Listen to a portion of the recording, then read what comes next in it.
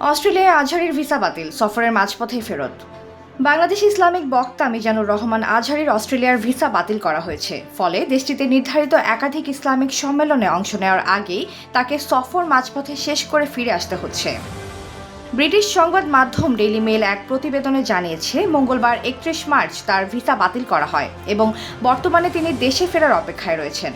প্রতিবেদন অনুযায়ী অতীতে দেওয়া কিছু বক্তব্যের কারণে তার বিরুদ্ধে আপত্তি ওঠে। বিশেষ করে জার্মান নাৎসি নেতা অ্যাডলফ হিটলারকে নিয়ে করা মন্তব্য নতুন করে আলোচনায় আসে।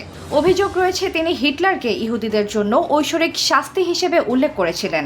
এছাড়া 2023 সালে যুক্তরাষ্ট্রে দেওয়া কিছু বক্তব্যেও তিনি ইহুদি বিরোধী মন্তব্য করেছিলেন বলে প্রতিবেদনে উল্লেখ করা হয়।